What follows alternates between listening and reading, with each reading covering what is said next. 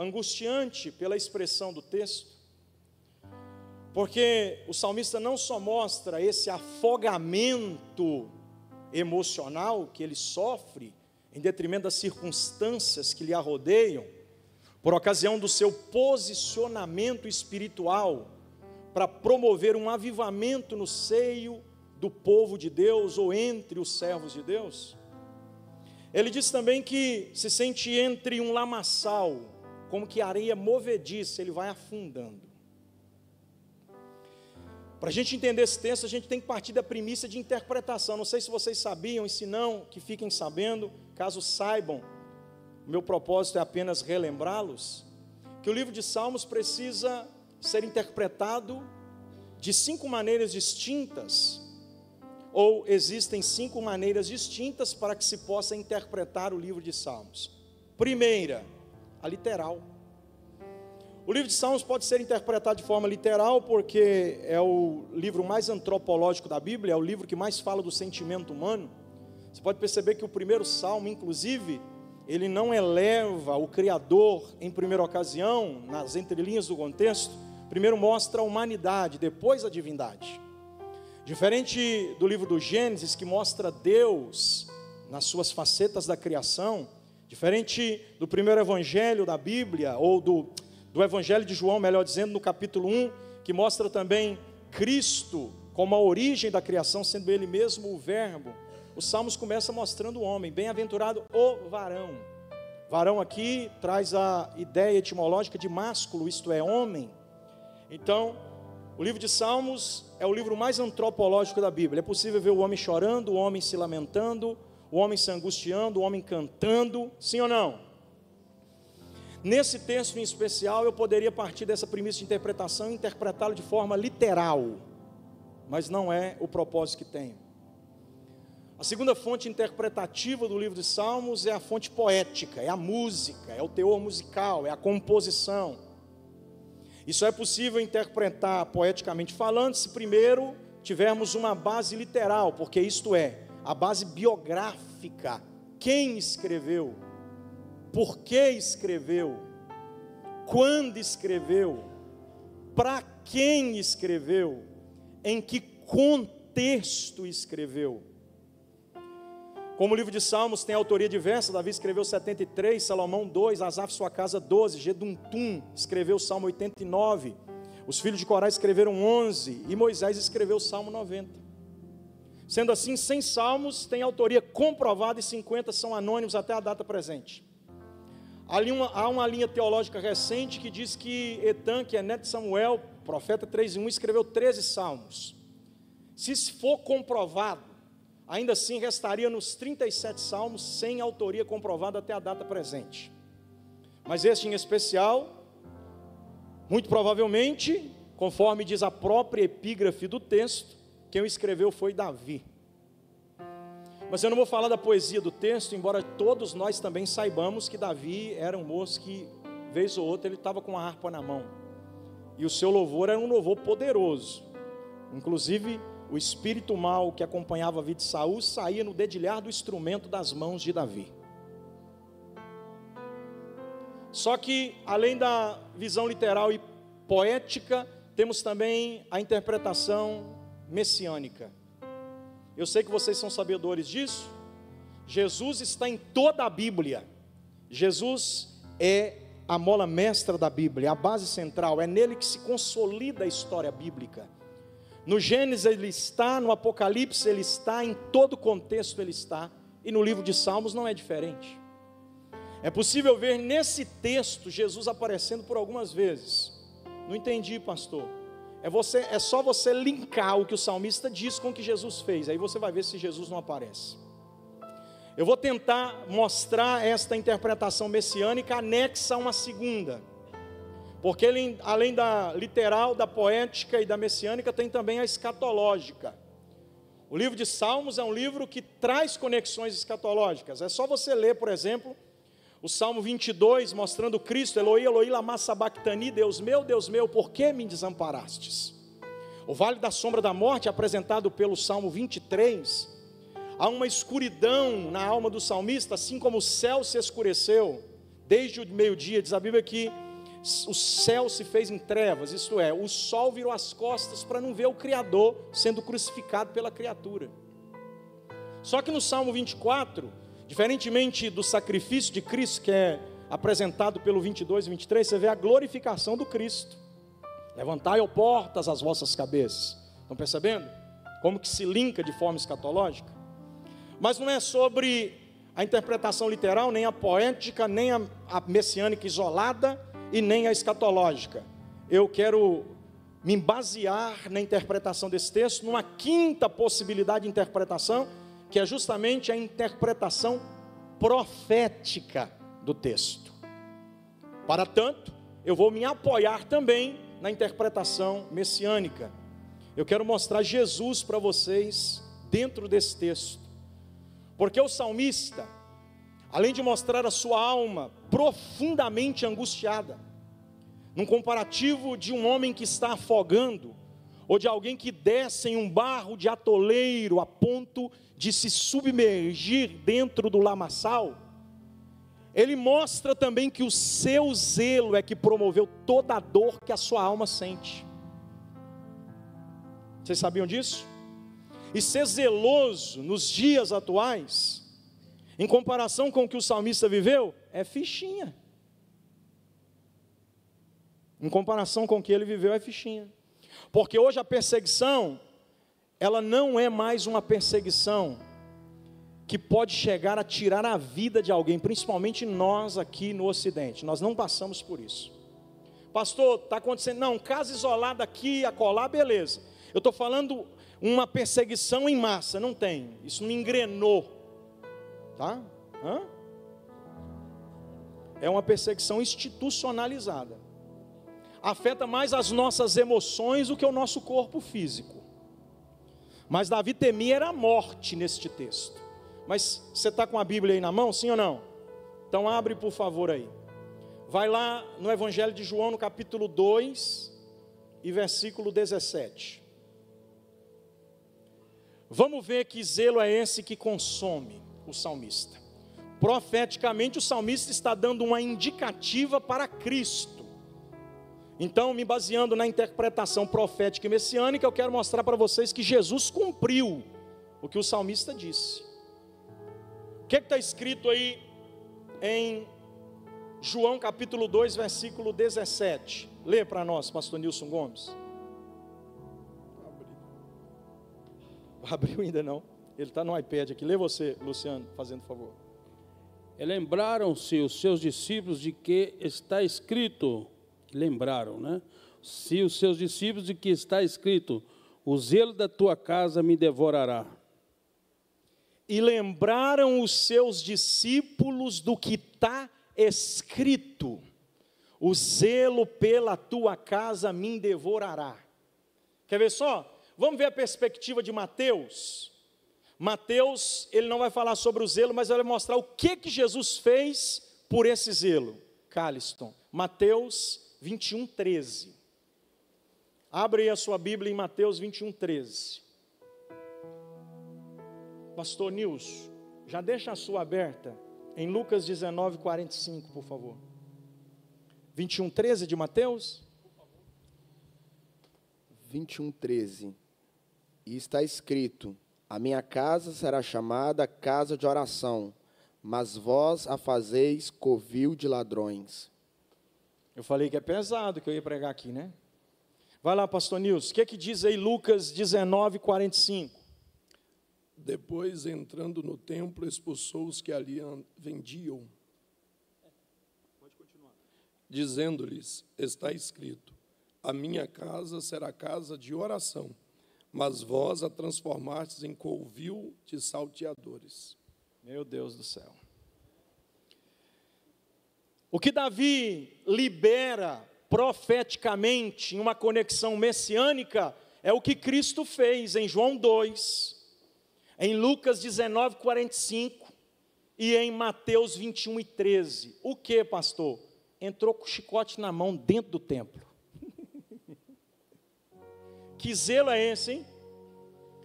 É por isso que Jó disse o perigo que tem o zelo. O zelo pode promover até a morte, disse Jó. É porque Jesus, por possuir este zelo, sou eu que estou falando não, os discípulos, eles evocaram a autoridade do Antigo Testamento quando Jesus fez isso.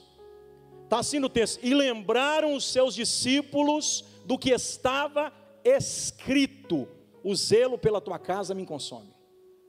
Perceberam isso ou não? Agora vamos tentar imaginar por que está acontecendo. Eu vou tentar explicar nos pormenores. Antes de eu explicar, eu não sei se vocês sabem, caso não saibam, é bom que fique sabendo, e se já sabem, eu vou apenas relembrá-los. Que, olhando para o Antigo Testamento, nessa condição do tabernáculo, existe 5. O primeiro é o tabernáculo do deserto. O tabernáculo do deserto é itinerante, ele se movimenta, tendas se desarmam, a nuvem direciona e o povo caminha, a nuvem para, o povo para, a nuvem anda, o povo anda. Então o tabernáculo do deserto é esse. Só que quando Deus foi constituir o tabernáculo do deserto, em Êxodo 25, quando ele dá a direção para Moisés fazer isso, Deus não só levanta o projeto do tabernáculo, como também constitui uma família sacerdotal para cuidar daquilo que era santo. Aí a pergunta que não quer calar é essa. Diz a Bíblia que Deus não divide a sua glória com ninguém, sim ou não? Então quer dizer que santo é só Ele, nesse sentido de glorioso, santo glorioso é só Ele, sim ou não? Só que, você quer ver só? Abra sua Bíblia aí em Números capítulo 4, versículo 4.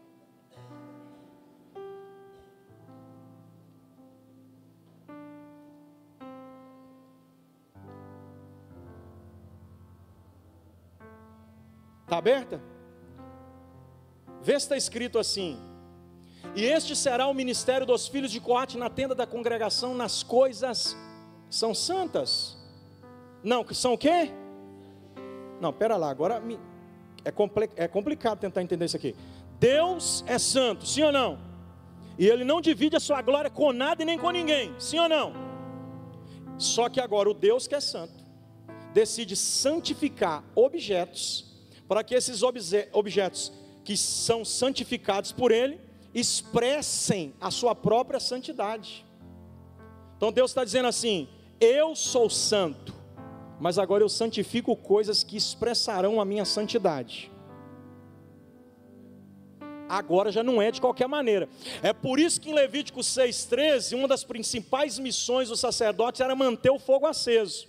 Em Levítico 6,13 está escrito assim, que o fogo arderá continuamente sobre o altar e não se apagará. Por quê? O sacerdote não podia deixar apagar. É decreto.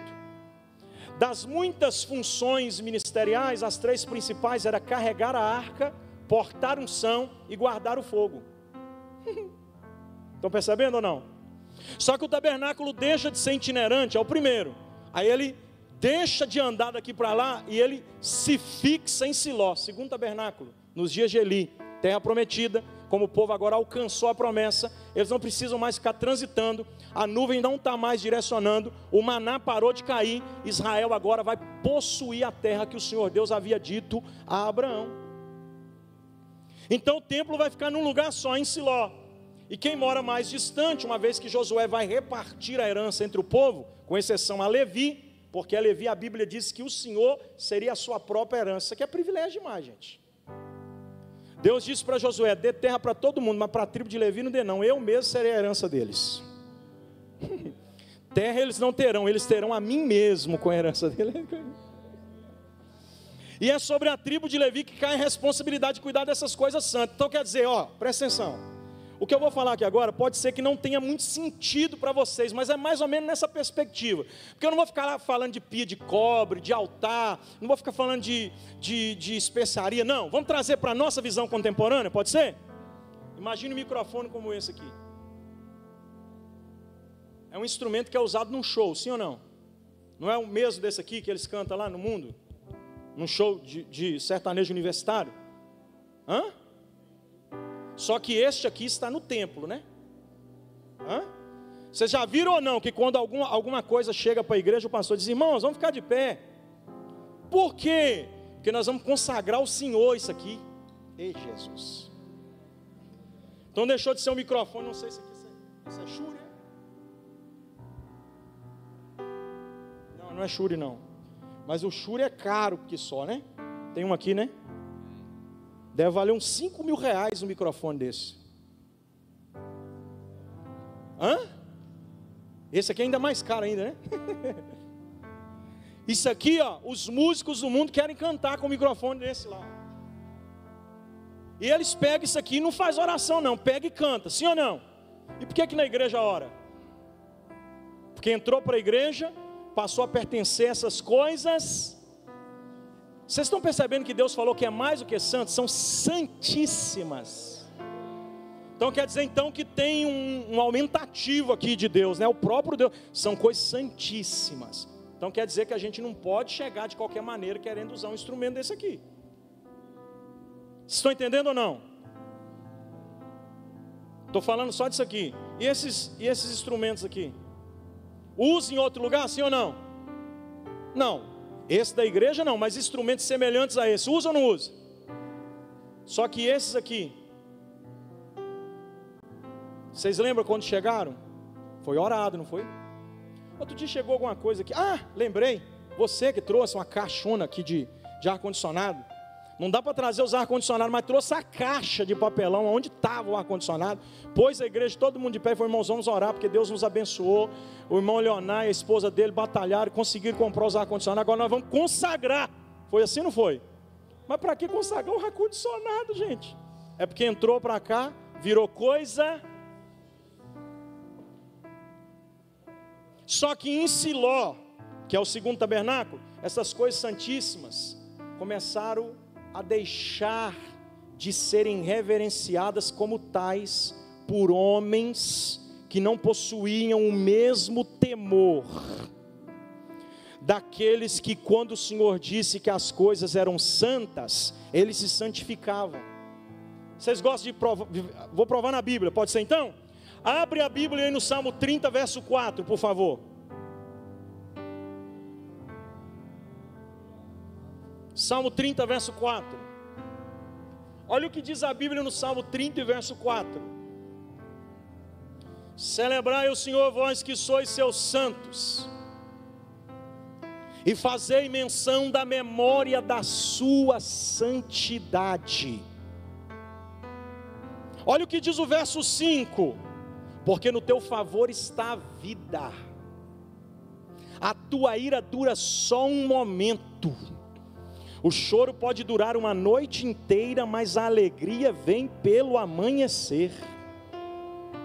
O que significa isso, pastor? Significa que Davi tinha colocado a arca da aliança em cima de carro de boi, e aí Deus foi lá e matou Uzá. Aí a gente pergunta: nossa, parece que Deus é covarde. Por que Deus mata um homem que quer segurar a arca para não cair? Porque Deus não queria sacrifício, Deus queria só obediência. Ele já havia dito isso pela boca de Samuel: obediência quero e não sacrifício. Uzá tem uma boa intenção, sim ou não, irmãos? Só que quando ele põe a mão, ele quebra um direcionamento divino. É por isso que Deus mata. Porque tem um monte de gente que se justifica ou se auto-justifica em fazer algo porque aparentemente é bom. Só que se Deus não está nisso, meu irmão. E aí por que o salmista diz: celebrar o Senhor, vós que sois seus santos? Davi está dizendo assim: isso aqui não era para ter colocado em carro de boi. Deus mandou levar nas costas dos levitas: celebrai o Senhor, vós que sois seus santos. Estão percebendo que até para adorar a Deus a gente tem que ter santidade? Só que Ofni e Finés, no segundo tabernáculo, estou no segundo, vem comigo, acompanhe meu raciocínio por favor. No segundo tabernáculo, Ofni e Finéias, diz a Bíblia que eles começaram com um garfo de 3 pontas, de prata, pegar parte do sacrifício, e está assim ainda, e pegava a gordura que era do Senhor. Deus gosta, eu não sei se você tem esse costume de ver uma carne assando, aquela gordura caindo na brasa, pingando lá. Pois é, eles viam aquilo, tem gente que até salivou na hora que eu falei agora. Eles viam aquilo e pensavam assim: nossa, deve estar uma delícia isso aqui. Só que tinha sido colocado aonde, gente? Era delicioso, mas já não era mais deles, era do Senhor. Aí eles pegavam um garfo de 3 pontas diz a Bíblia que comiam daquilo que era consagrado ao Senhor. Para piorar um pouquinho, sabe o que é que a Bíblia diz? A Bíblia diz que eles se deitavam com mulheres estranhas na porta do templo.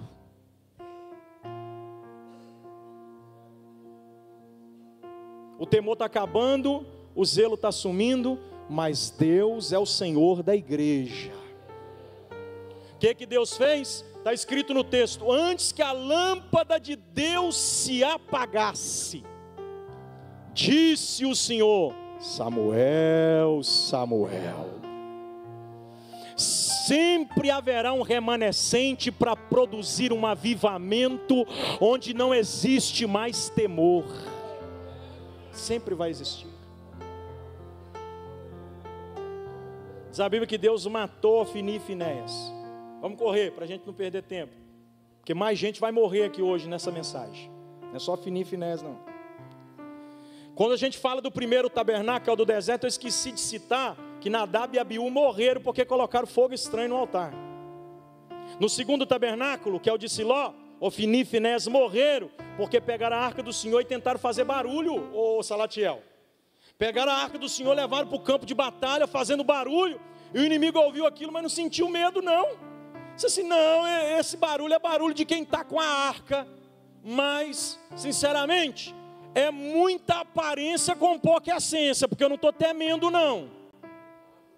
Aí tem uma expressão antiga que virou jargão na Assembleia de Deus, e essa não passou não, ela é atual, o jargão é atual. O diabo não tem medo de anel no dedo, o diabo não tem medo de diploma na parede, o diabo não tem medo de credencial, o diabo teme a crente que ora, jejuma, vigia, consagra, respeita, reverencia e tem temor na casa de Deus. Deus matou outro. Aí o terceiro tabernáculo é o tabernáculo considerado a tenda de Davi. Davi vai buscar a arca de volta, mas não tem mais tabernáculo. Profanar o santo. Aí o que Davi faz? Davi não sabe aonde colocar a arca. Ele cria cortinas e coloca ela debaixo. Só que quando Davi entra na casa de cedro, que Hirão, rei de Tiro, construiu para ele, isso aqui é considerado um palácio para você que não sabe. Ele abre a janela da casa dele, morando no palácio, aí ele vê a arca. Diz: não, peraí, eu estou num lugar melhor do que a arca de Deus? Posso fazer isso não? Vou construir um templo para o Senhor. Davi, ele age na contramão do que agiu o povo nos tempos de Ageu. Diz a Bíblia que voltando o povo do cativeiro, deixaram a casa de Deus de lado, em ruínas, e construíram casas para si. No capítulo 2 do livro do profeta Ageu, você vai ler isso. Só que Davi não, Davi ele volta com a arca e diz: ei, eu tenho um palácio, mas Deus está debaixo de cortina. E vocês sabiam que a única vez que Deus diz na Bíblia que sentiu saudade foi desta tenda, em Amós capítulo 9, salvo engano? Capítulo 4 ou capítulo 9, ou 9:4 ou 4:9, alguma coisa assim. Ele vai sentir saudade dessa tenda. Por quê? Porque lá não tinha conforto, mas tinha autenticidade. Não tinha glamour, mas tinha reverência. Não era vistosas as paredes como no templo de Salomão, era apenas cortinas, mas havia temor no coração de quem queria construir um palácio para Deus. E para Deus mais vale a intenção do coração do que qualquer outra coisa. Neste tempo da tenda de Davi, você vai perceber que Deus, de certo modo, ele aplaca a sua ira, né? Mas Davi não pode construir, vocês conhecem a história, porque nós estamos falando da casa de Deus, o zelo da casa, então acompanhe meu raciocínio. Aí quando Davi descobre pela boca do profeta Natan, e eu preciso dizer algo aqui que é importante, hein? O profeta Natan chegou para Davi, viu o desespero da alma de Davi, e morando num palácio, querendo construir um templo para o Senhor. Aí ele, sem consultar o Senhor, pelos olhos da sua própria percepção, pela sua própria perspectiva, pela sua própria ótica, ele diz assim: pode construir porque o Senhor é contigo. Aí ele foi dormir. E não tem travesseiro melhor, irmão, do que uma consciência limpa, não, hein? Só que aquele dia podia ter travesseiro de pena de pavão, que o sono não chegava, não. Por quê? Porque ele fez o que o Senhor não mandou ele fazer. E Jeremias diz: ai daquele que tem dito que tenho falado sem nada ter dito. Aí o profeta Natan é acordado pelo Senhor, né? Ô Natan, quem foi que te mandou você dizer para Davi que eu autorizei? Volta lá agora e desprofetiza o que você profetizou. Aí que está. Duro não é profetizar não, viu? Aí tem um monte de gente que de vez em quando fica falando assim comigo assim: pastor Cláudio, de um tempo para cá assim, parece que o senhor mudou, né? Antigamente o senhor era mais pentecostal para pregar, rapaz. Não é que a gente muda, não, é que a gente vai amadurecendo e vai elevando o temor. Porque é muito duro para um pregador profetizar e depois ter que voltar e desprofetizar, porque ele não tinha certeza do que falou, é ou não é? Eu prefiro pregar 1 milhão de mensagens sem falar uma vez sequer assim diz o Senhor, do que falar assim diz o Senhor, se o Senhor não tiver falado, e depois ter que voltar para dizer assim: irmãos, aquele dia que eu disse assim diz o Senhor, foi o Senhor não, foi eu mesmo. Mas agora eu voltei para dizer o que o Senhor realmente mandou falar. Porque quem profetiza errado, ele tem dupla tarefa. Ele tem que desprofetizar para depois profetizar o que o Senhor mandou. Aí o profeta Natan desprofetizou e agora profetiza o que Deus mandou. Você não vai construir. O Senhor viu sangue na sua mão, Davi. Só que tem uma coisa: da tua descendência, da tua prole, da tua genealogia, o Senhor levantou um. E este vai construir um templo para o Senhor. É daí que vem o tabernáculo de Gibeão. Lembra quando Salomão sobe no monte de Gibeão com 1000 bois para oferecer ao Senhor em sacrifício? Este é o 4º tabernáculo. O 5º é o templo. Olha para mim aqui, por favor. O templo de Salomão. No ano 956 a.C., Salomão inaugurou aquilo que é conhecido como uma das maiores maravilhas que o mundo já viu. Em seu tempo, uma das 7 maravilhas do mundo. Sem dúvida alguma, uma arquitetura surreal para a sua época. Mas quem deu o projeto também não é da terra, né? É o arquiteto do universo, né? 27 metros de comprimento, 9 de largura, 3 andares de sala, 4 repartição, escada, átrio, santo lugar e santíssimo lugar. 12 colunas laterais representando as 12 tribos de Israel, 2 principais, uma por nome de Jaquim, outra por nome de Boaz. Luxo, coberta por ouro. Quem trabalhou lá? Os funcionários de Irão, que veio de Sidom, veio de Tiro, para manusear o cedro. Imagina que coisa extraordinária era aquele templo. Diz a Bíblia que acabando Salomão de orar, inauguração, cortou a faixa, 956 a.C., ele ora para que Deus venha morar, e diz a Bíblia que ali Deus fez a sua casa. Quando ele acaba de orar, disse o Senhor: se o povo que se chama pelo meu nome aqui nesse lugar, espaço geográfico definido, eu acabei de santificar esse ambiente. Para Deus nunca existiu um lugar santo. O que santifica o lugar é a presença de Deus, mas Deus desceu para morar, né? Eu estive em Jerusalém recentemente, ano passado, e eu vi no Muro das Lamentações o quanto os judeus reverenciam as ruínas daquele templo. De um lado estão os muçulmanos, no Domo da Rocha, ao lado da mesquita de Omar, e do lado de cá estão os judeus ortodoxos, balançando a cabeça e dizendo: Jeová, Adonai, Yahvé. Gente, é impressionante, porque você chega lá e fica 2 horas, eles não param, com o livro de Salmos na mão, nessa posição. Não cansa a coluna, não cansa a cabeça, né? De tanto estão lá dizendo que o Senhor é Deus. Estão lá dizendo. Por que eles fazem isso? Porque Deus falou que ia morar ali. É por isso que ele prefere. Quando eu estive lá, eles foram lá e mataram algumas pessoas. Teve um atentado porque era o mês de Ramadã. E no mês de Ramadã é muito comum ter atentado lá, porque os muçulmanos vêm em peso para Jerusalém. E eles tentam ocupar o espaço que foi pré-marcado para os judeus ortodoxos. E com mais conflito entre judeus ortodoxos e muçulmanos, sempre vai ter morte. Nos dias que nós estávamos lá, várias pessoas morreram. Inclusive, tiveram que matar esse cara que promoveu o atentado, né? A polícia teve que matar. E aí eu fico perguntando, direto eu penso comigo, o coronel, tenente coronel Laurito, direto eu penso comigo, rapaz, como é que pode? O povo, tem judeu no Brasil querendo ir para lá. Mas para que ir lá para aquele conflito na divisa de Gaza, gente? Para que tá caindo bomba lá? Tem gente falando em matar todo dia lá. Aqui no Brasil não tem isso não, gente. Ainda mais para quem está morando em Alphaville, em São Paulo, porque a maioria dos judeus é tudo milionário, né? Aí quer ir lá morar debaixo. Sabe por que eles querem ir para lá, ficar onde está caindo bomba? Porque para eles é lá que está a promessa de Deus sobre a vida deles.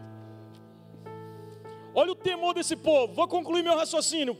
Fiz todo esse arrodeio para chegar em Jesus, porque o templo que Salomão construiu, pouco tempo depois de sua morte, assumindo o reinado seu filho Roboão, a Bíblia diz que Sisaque, rei do Egito, veio contra Jerusalém, na fragilidade da divisão das 12 tribos, porque quando Roboão endureceu seu coração, e Jeroboão levou 10 tribos para o norte, deixando apenas 2 no sul, tendo por capital Jerusalém em Judá, e as 10 tribos Samaria. Essa divisão fragilizou o povo, então os inimigos vieram com tudo. A primeira investida dos inimigos foi a investida do Egito. Sisaque, rei do Egito, levou os 300 escudos de ouro que Salomão tinha mandado fazer, conforme se expressa no livro dos reis, no capítulo 13, no primeiro livro dos reis. Depois você vai ver a segunda investida dos inimigos. Agora não é mais o Egito, agora é Nabucodonosor, que tem por capitão de sua guarda real Nebuzaradã. Ele vem contra Jerusalém e não leva só a riqueza não, agora ele leva a riqueza e leva o povo cativo ainda. Eu sabia que se eu fosse pregar com esboço, talvez eu não falaria nem o que eu estou falando aqui agora. O Espírito está me fazendo lembrar tudo isso aqui. E a Bíblia diz que nesta ocasião levaram cativo Daniel. Foram 3 levas.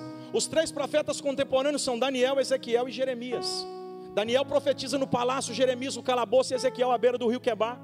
O rio Quebar é o que dá a transição para quem está aquém, para quem está além. Ou seja, quem vai e quem vem para a Babilônia. Deus fala com quem está no calabouço, Deus fala com quem está no palácio, e Deus fala com quem está em transição do calabouço para o palácio, do palácio para o calabouço. Bom é pensar que Deus não respeita a posição social de ninguém.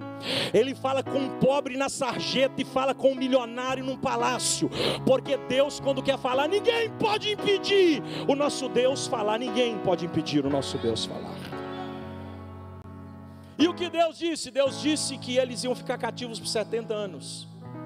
Finalizados os 70 anos, a Bíblia diz que lá vem Ageu profetizar.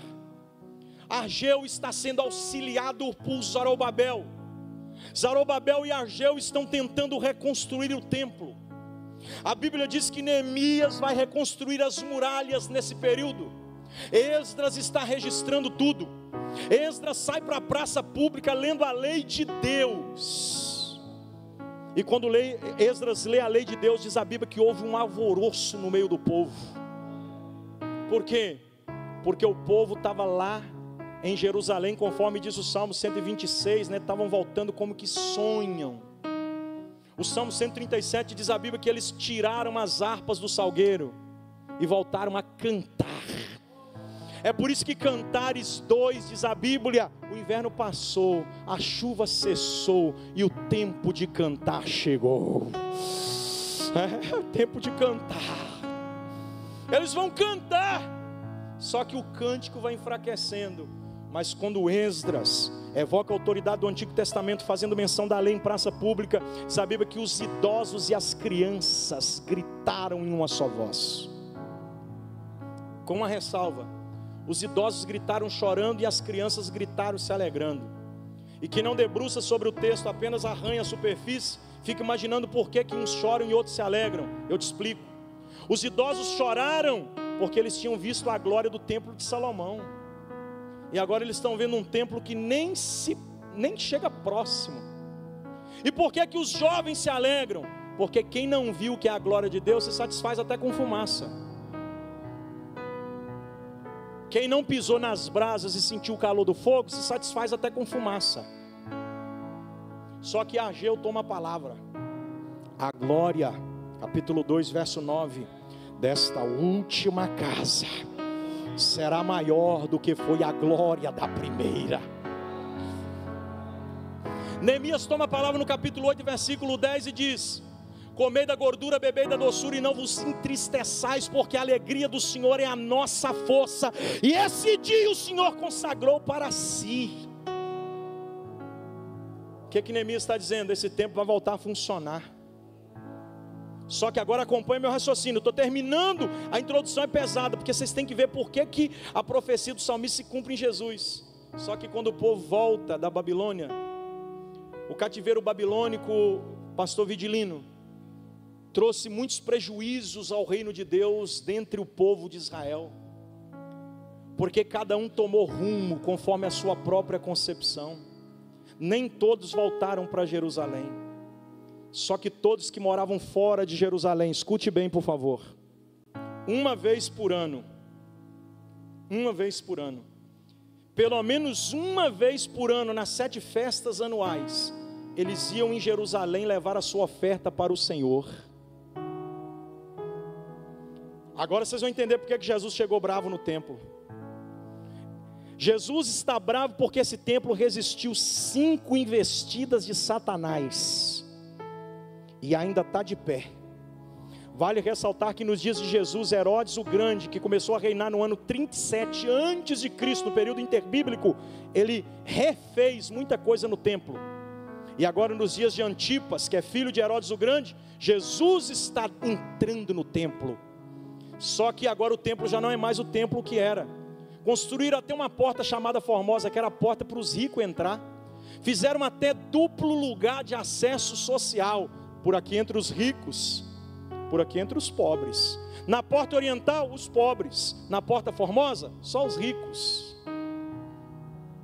Jesus não gostou disso não. Jesus já chegou no templo dizendo: espera aí, então quer dizer que porta Formosa é para rico e porta oriental é para pobre?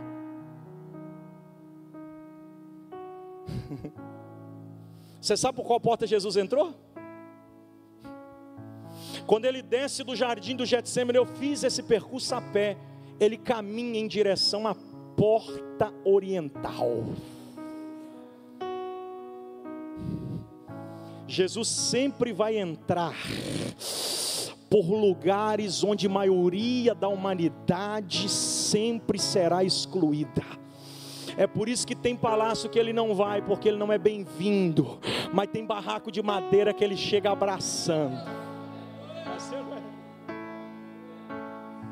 Quando ele entra, ele vê que quem está vindo para festejar, porque o texto de João 2 diz que era Páscoa. E a Páscoa é a festa mais importante para os judeus entre as 7, porque é justamente a festa que o próprio Deus quis ter. Deus visitou Moisés e disse: vai a Faraó e diga que eu quero uma festa, e que deixe o meu povo sair para o Egito. Eu quero essa festa. Jesus está entrando na festa que o próprio Deus quer. Quando ele pisa dentro do templo, ele vê cambismo. Eu vou falar, tem que falar. O zelo de Jesus se aflora, a sua autoridade vem à tona.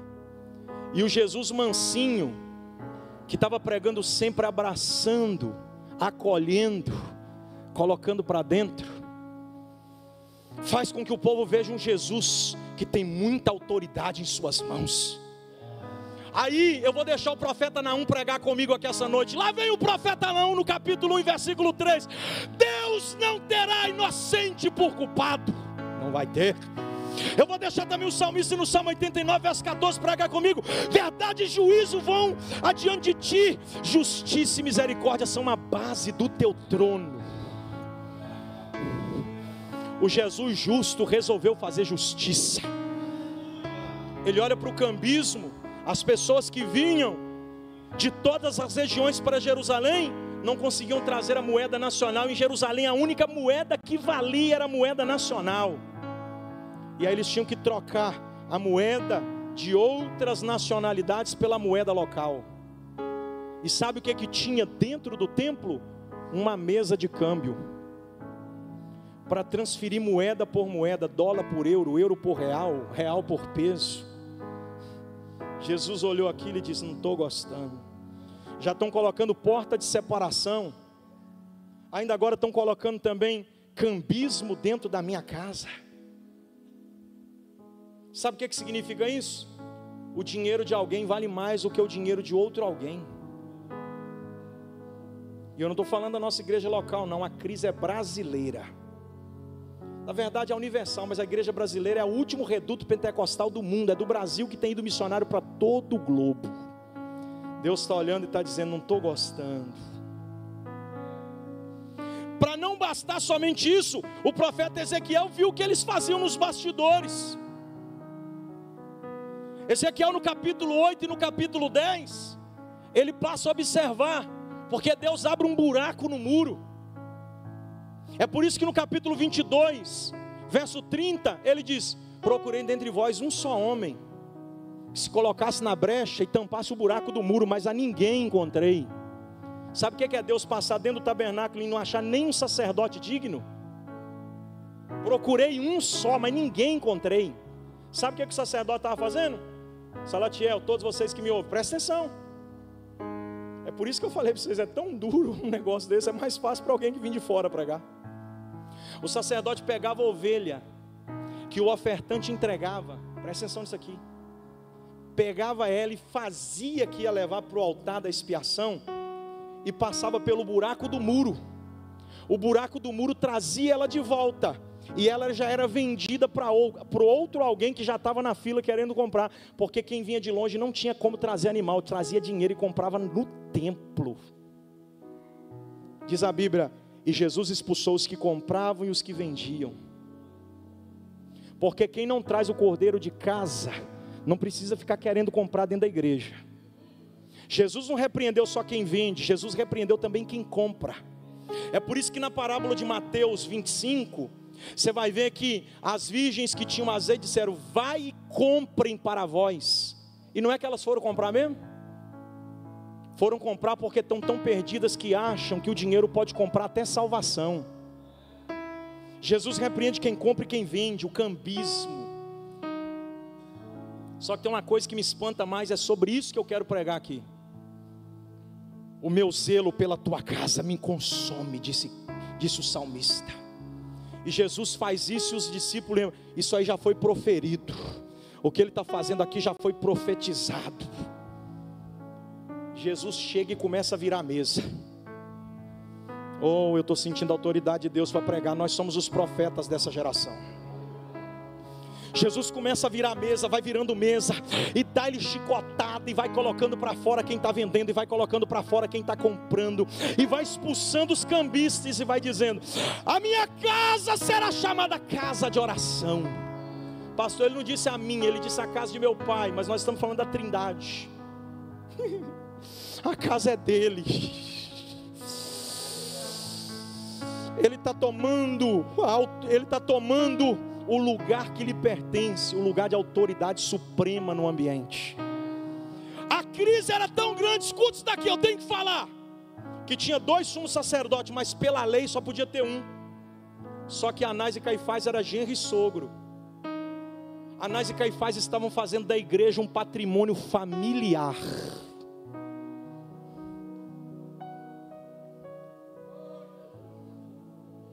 Jesus olhou tudo aquilo e disse: não estou gostando. Vou imaginar Jesus entrando, vamos lá, Cálisto. Lá vai Jesus. Já imaginou? Uma mesa de câmbio aqui, ele pega aquilo e... todo mundo começa a assustar, o alvoroço que é. Ele pega um chicote e desce o chicote nas costas de um animal que está amarrado, mas não é para morrer, é para dar enriquecimento ilícito para quem está fingindo que o sacrifício será oferecido. E toca o animal para fora. Ele vai colocando para fora quem vende, vai colocando para fora quem compra. E por último, mas não menos importante, diz a Bíblia que ele vê uma pomba na gaiola. E a única coisa que Jesus não faz de forma agressiva, e é claro que eu não estou falando de uma agressividade ao ponto de machucar ninguém, porque Jesus não socou ninguém, não bateu em ninguém, ele só impôs respeito. Eu vou repetir isso aqui, ele só impôs respeito.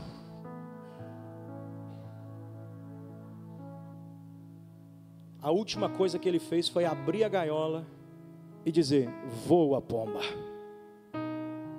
seja livre, pomba, bata suas asas, pomba. Tentaram te prender numa gaiola, mas hoje eu vim aqui te libertar.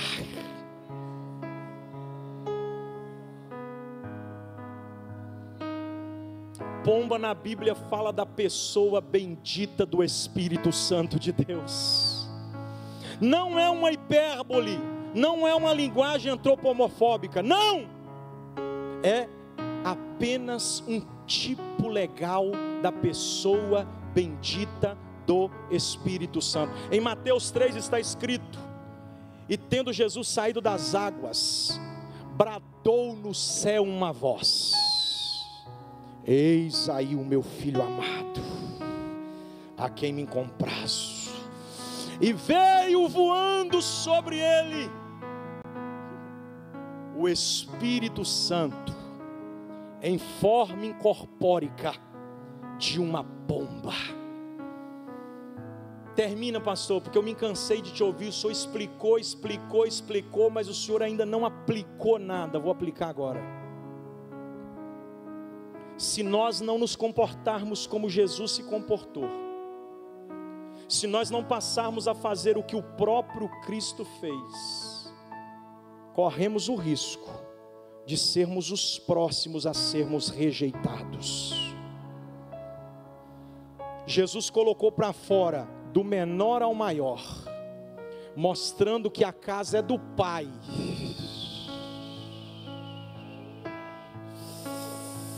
A minha maior preocupação enquanto membro e participante de uma igreja é essa: será que a gente não está colocando a pomba dentro de uma gaiola?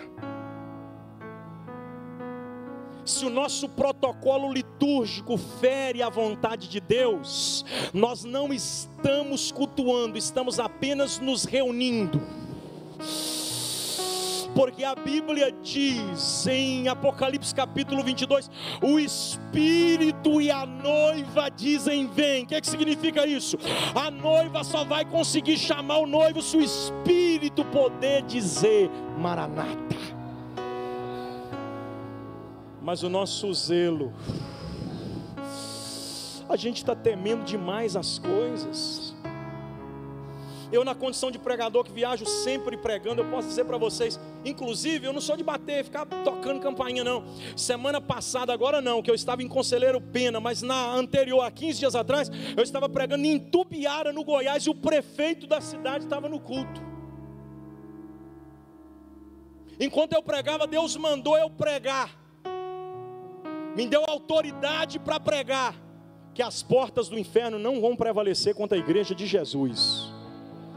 Aí eu olhei para o prefeito, não sei de onde que veio a coragem, não tem hora que é coisa de louco isso aqui. Eu disse: ainda bem que o senhor é amigo da igreja, viu, prefeito? Que o senhor é simpatizante da nossa fé, porque aí o senhor vai desfrutar das bênçãos de Deus junto com a igreja. Mas você tem que ser salvo também, porque se o senhor fosse inimigo, você ia ver a ira de Deus te alcançar. Alguns anos atrás eu estava pregando ali em Pabo, o prefeito estava no culto e o presidente da Câmara dos Vereadores estava no culto. Deus me deu uma palavra para o prefeito no culto na praça da cidade, no dia do aniversário da cidade. Eu entreguei para o prefeito. Quando eu acabei de falar para o prefeito, eu virei para o presidente da Câmara e disse: o senhor já pensou, senhor crente, cheio do Espírito Santo, falando em línguas estranhas, no meio da praça assim, ó. Veio de mim? Não, não veio de mim, é o zelo que me consome. É preciso ter coragem para encontrar o problema depois, porque depois que Jesus fez isso, tentaram matar ele várias vezes. Você podia me ajudar a pregar? Diga para quem está do teu lado: a pomba está sendo engaiolada. Estão tentando atrapalhar o agir do Espírito de Deus no seio da igreja. Deixa eu contar uma experiência para vocês. Tem hora que a gente tem que soltar mesmo assim, sabe? Tem que ser corajoso. Teve um dia que um pregador pregou lá numa igreja, eu era responsável pelo trabalho, dispenso comentários, e ele começou a orar que anjo ia anestesiar.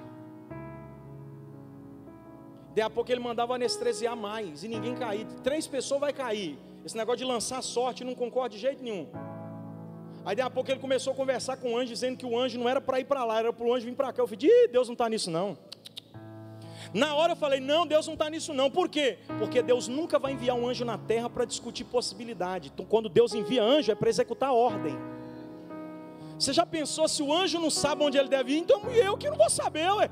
Outra coisa, que negócio é esse que eu converso com o anjo como se nada tivesse acontecendo? Ô anjo, vai ali, né? E não, vai ali.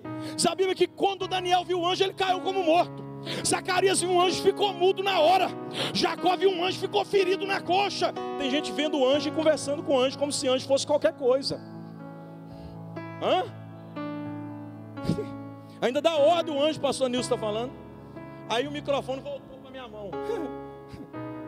Eu disse, irmãos, aí eu falei o que eu falei para vocês que agora, Deus nunca vai enviar anjo para discutir possibilidade, viu? Repreendi o irmão assim no ato. Sabe o que aconteceu? Metade da igreja ficou contra mim. O zelo me consumiu, a ponto de eu colocar metade da igreja contra mim. Pastor, está muito estranho. Pastor não está mais acreditando nas coisas de Deus. Estou estranhando esse pastor.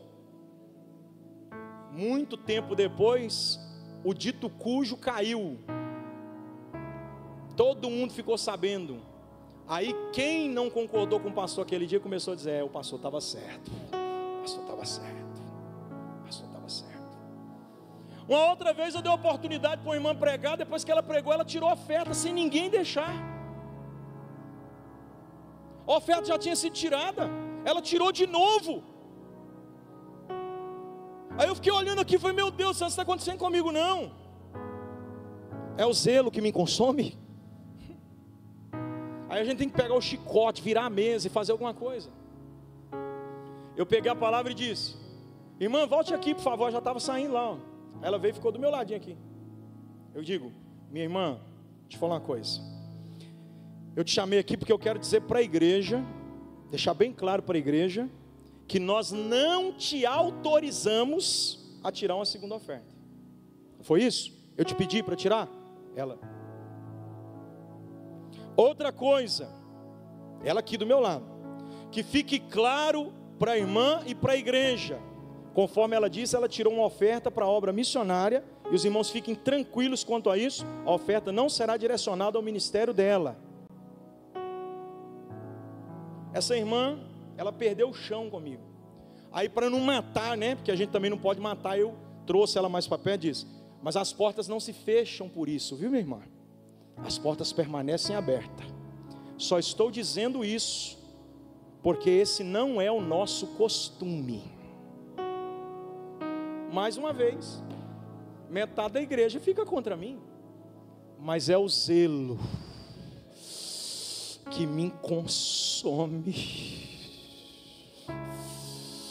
Feche os seus olhos por 30 segundos, por favor. O Espírito de Deus está liberando autoridade sobre a vida de pessoas que vão se posicionar.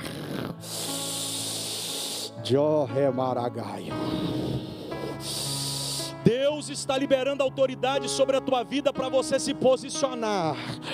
Isso aqui não é casa da mãe Joana, não é shopping center, não é teatro. Isso aqui não é cinema, é casa de Deus, é casa de oração. E a gente vai deixar o Espírito Santo voar.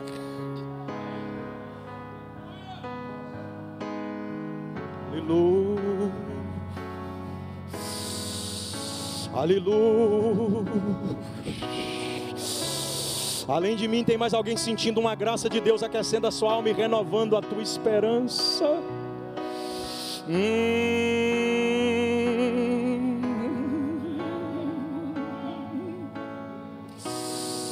Oh, bendito seja o nome de Jesus de Nazaré. Oh, masi reborogoma serga faio robogossi. Deus está trazendo um renovo para o coração de quem é zeloso. Não, isso aqui é casa de Deus. Eu sei que você tem temor. Eu sei que você tem temor. E quem é santo, celebre ao Senhor na memória de sua santidade. Aleluia.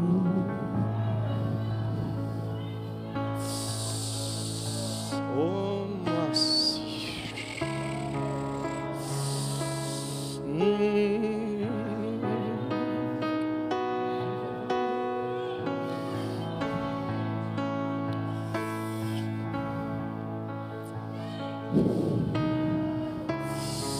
Sabe o que eu acho lindo em Jesus? Estou terminando para me orar.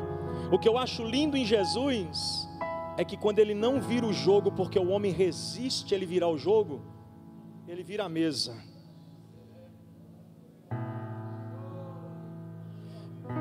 Você pode perceber que Deus faz uns negócios que a gente não entende. Eu tenho orado para Deus me dar mais coragem. Eu vou contar uma experiência para vocês para finalizar aqui. Eu oro com vocês. Quando Deus usou Daniel no palácio para virar o jogo e o povo babilônico resistiu o que Deus estava fazendo, Deus disse: já que vocês não me aceitam ganhar na classe, eu vou virar a mesa. Mene, mene, tekel.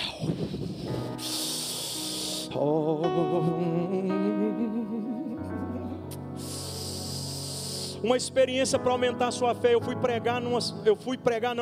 fui levar um amigo meu que veio do norte, do centro-oeste do Brasil, melhor dizendo. Um amigo meu veio do centro-oeste do Brasil ficar uns dias aqui comigo. E eu falei: rapaz, a gente podia levar você para pregar num culto. Aí eu marquei para levar ele numa igreja, um amigo meu. Esse amigo meu estava nessa igreja, tinha 12 anos. A igreja idolatrava ele. Eu já preguei lá uma vez que nada aconteceu assim. Sabe aquele culto que parece que você não consegue mesmo, você soa até a meia, mas Deus não desce? É porque a obra é dele, ele fala do jeito que quer, no dia que quer. Não é? Tem dia que você prega, aí o povo fica te olhando. Eu falei: meu Deus, me ajuda, e prega e nada. Quando eu entreguei o microfone para ele, ele disse: irmãos, todo mundo de pé, né? Colocou todo mundo de pé e disse: aqui nós não terminamos culto sem primeiro Jesus renovar pelo menos uns 12.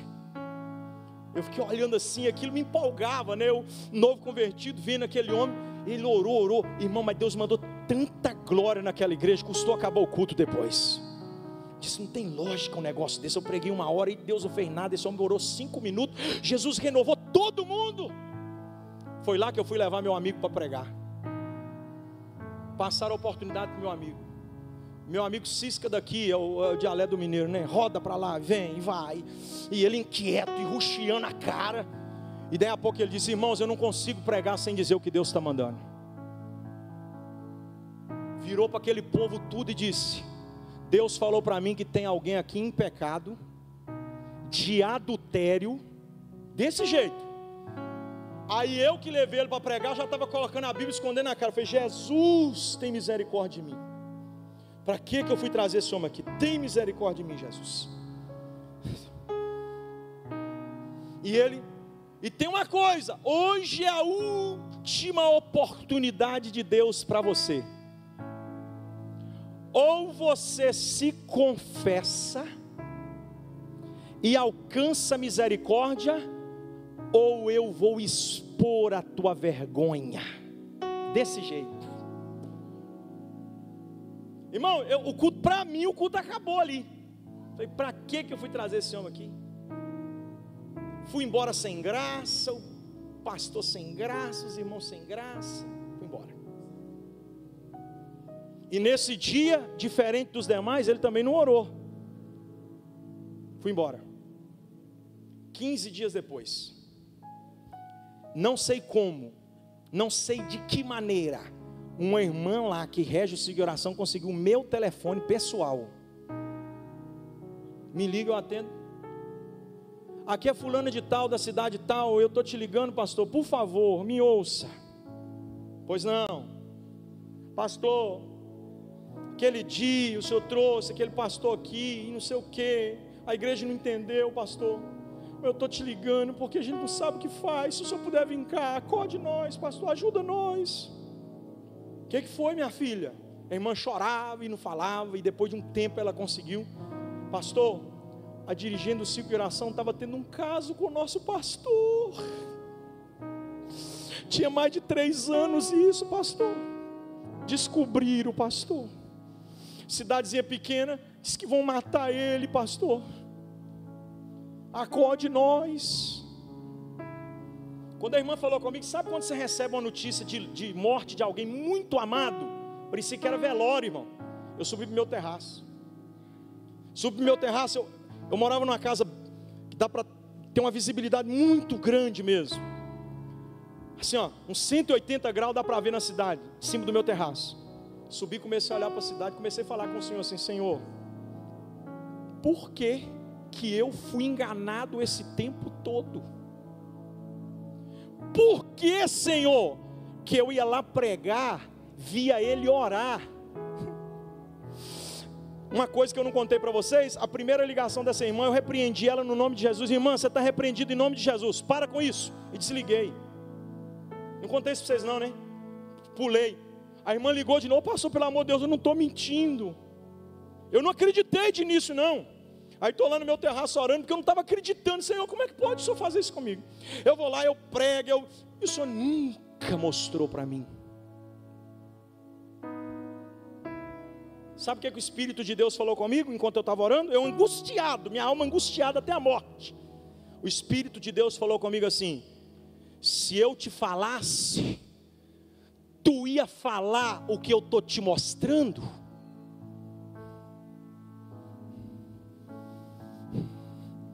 O meu povo não quer ouvir isso, e os meus servos não querem falar isso, para que o meu povo ouça.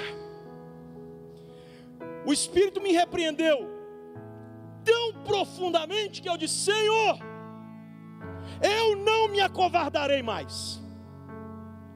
A partir de hoje, Senhor, se o Senhor me mostrar, eu vou falar. Sabe o que Deus falou mais no meu coração aquele dia? Eu perguntei: por que o Senhor não matou ele, Senhor, para evitar o escândalo da tua obra? Deus disse: eu não matei porque está faltando quem denuncie. Se ele não se arrependeu, mato. Eu disse: por que o Senhor... Aí o Espírito de Deus me levou na palavra Pedro sentenciando Ananias e Safira. Sabe o que Deus falou comigo? Está cheio de Ananias e Safira no meio do meu povo. Está faltando Pedro para denunciar. Aquele dia eu fiz um compromisso com Deus, minha esposa é testemunha disso. Naquele dia eu tinha que pregar, gente. Eu desci para pregar, entrei no meu carro e fui pregar. Quando eu chego no culto, rapidinho, presta atenção, vou pregar no culto. Chego no culto, começa, lembrando da oração, lembrando que Deus falou, lembrando aquele negócio me arrebentando, e aquele negócio mexendo comigo. Eu digo: Jesus, me ajuda, e li o texto, e aquele negócio me remoendo, e eu começo a introduzir a mensagem, aquele negócio queimando, e eu tentava pregar, e o povo assim, ó. Eu fui impelido por uma autoridade que eu não possuo, mas que Deus me deu. E contei essa história que eu contei para vocês aqui agora, lá na hora eu contei ela.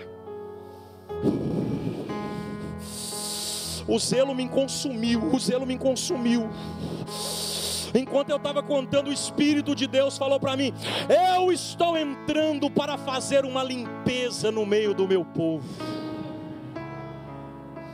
Quando eu falei assim, que Deus estava entrando para fazer uma limpeza, tinha uma irmã sentada numa extremidade da igreja, uma igreja muito grande, e uma outra irmã sentada na outra extremidade da igreja.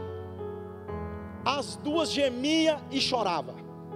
Eu fiquei assustado com aquilo, porque justamente as duas estavam sentadas no primeiro banco, nas duas extremidades, uma aqui e outra lá. A de lá gritava, a de cá gritava, gemia, chorava, as duas. E aí foi caindo um temor. Eu comecei a olhar para o púlpito, os pastores começaram a chorar assim, que dava para ver lágrima caindo no chão assim, ó.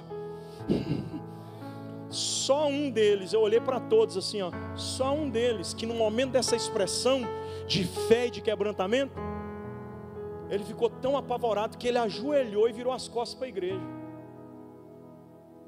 Quando o culto acaba, a irmã de uma das extremidades, que era regente do ciclo de oração, procurou o presidente do campo para contar o que estava fazendo com a outra, que era a esposa daquele pastor que ajoelhou. e falou para o presidente da igreja, que tinha quase 3 anos, que estava tendo um caso com o vice-presidente. O Espírito de Deus estava consolando uma e mostrando o seu juízo para outra. Eu queria que você pegasse na mão do irmão que está do teu lado. Eu não vim brincar não, eu orei. Eu não estou aqui hoje passeando com vocês, cultuando, não. Eu vim pregar como profeta de Deus, como boca de Deus, como arauto de Deus. Pegue na mão do irmão que está do teu lado, diga para ele assim: se prepare. O zelo vai fazer Deus agir no meio do seu povo. O que precisa sair, sai. O que precisa entrar, entra. Porque Deus coloca no lugar o que precisa ser. Levante a sua mão, você que tem fé e temor. Deus está te enchendo de autoridade. A bomba vai voltar a voar. Tenha liberdade, Espírito de Deus. Aonde tem um crente que te quer, abraça, envolve, renova. Deus faz alguma coisa.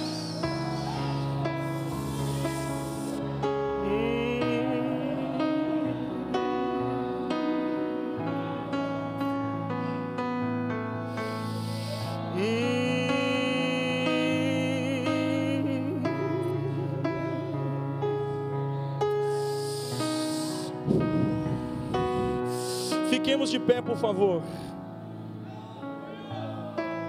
A primeira vez, desde quando eu mudei para Ipatinga, vai fazer 2 anos, que eu passei 3 minutos do horário que me deram. E também foi a primeira vez que eu preguei 1 hora redonda assim também. Escuta. Em João 2, as crianças começaram a louvar depois que Jesus limpou o templo. Vocês já viram isso ou não? Em Mateus 21:13, os enfermos começaram a ser curados depois que Jesus limpou o templo. Em Lucas 19:45, Jesus pregou e todos sentaram-se para ouvir com temor depois que Jesus limpou o templo. O que você quer dizer com isso, pastor? Quando o zelo entra, criança adora, enfermo é curado, e quem tem amor pela palavra senta para ouvir com reverência. Eu vou liberar, Deus vai fazer uma limpeza em nós. Você recebe isso, você recebe isso, você recebe isso, você recebe isso.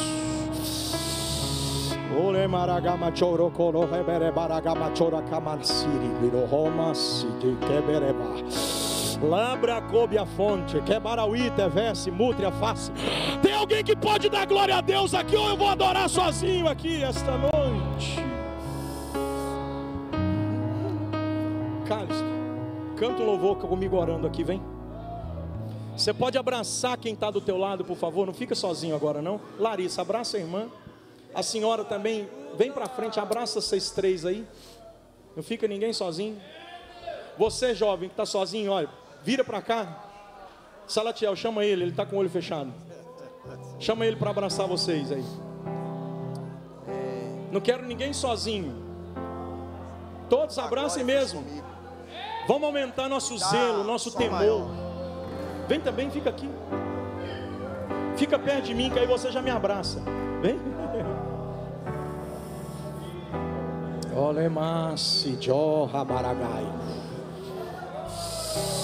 O Espírito de Deus está voando sobre nós. Oh, Masi revara masogo. Dere barakamachere bondro komahayo. Uri clama raio pere a face com o moço. Com seus olhos fechados e com seu coração aberto, eu profetizo cura, eu profetizo milagre.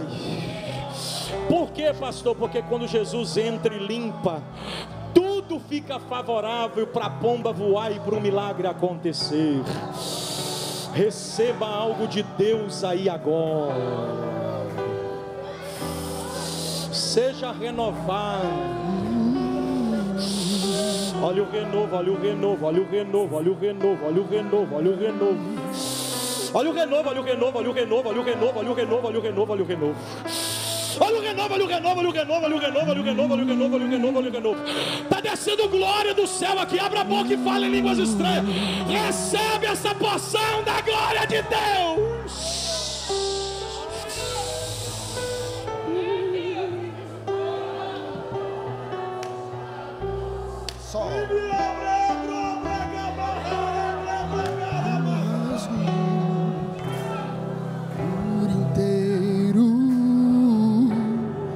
Faço tudo, mas vem novamente.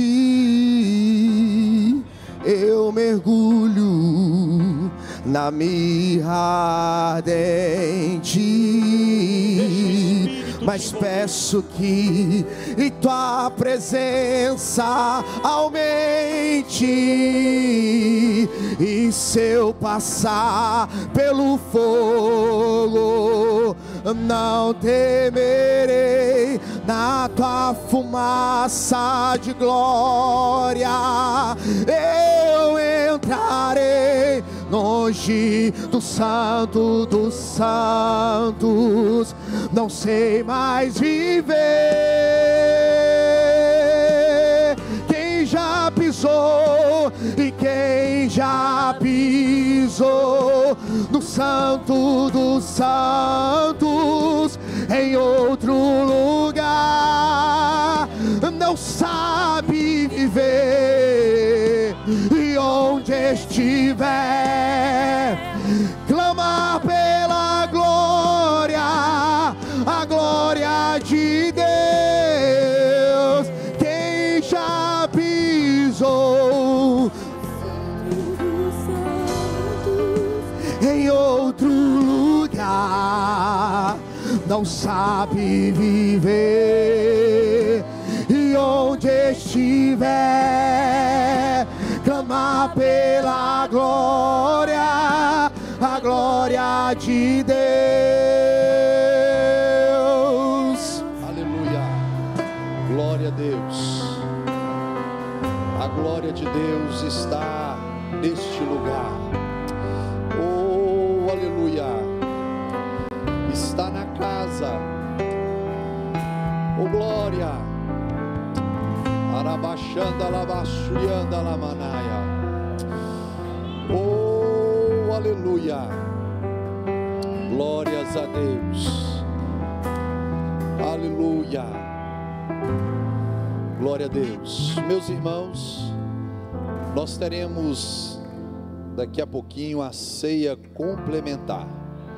Você que veio para tomar a ceia do Senhor, você pode já se posicionar aqui nessa fileira onde a mesa está centrada aqui. Pastor Paulo Fugêncio vai estar ministrando a ceia para você. Antes de nós orarmos para agradecermos a Deus por essa maravilhosa palavra, Carlão, faz favor, se já estiver no ponto aí, pode soltar, pode colocar o vídeo aí, que está aí no ponto. Tem aí o pessoal da mídia. Se tiver, já solta aí para nós. Não é o outro, não é esse não. Se não tiver preparado, amém. É o outro que eu enviei aí no WhatsApp da mídia. Amém? Tem jeito não?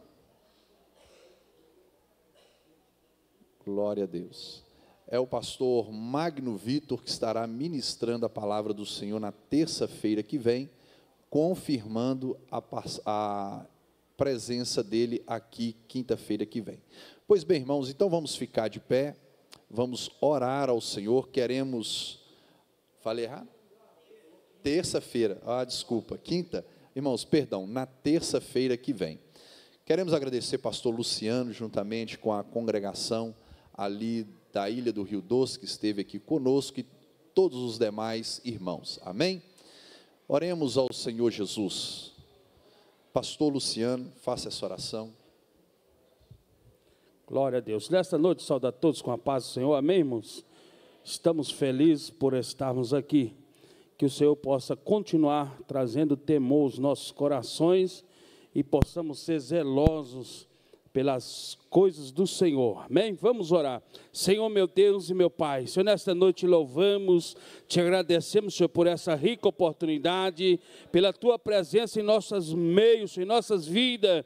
Continua abençoando o teu povo, Pai, leva-nos em paz, continue com as mãos estendidas, meu Pai, continue abençoando a tua igreja, é o que nós pedimos e nós te agradecemos, em nome de Jesus.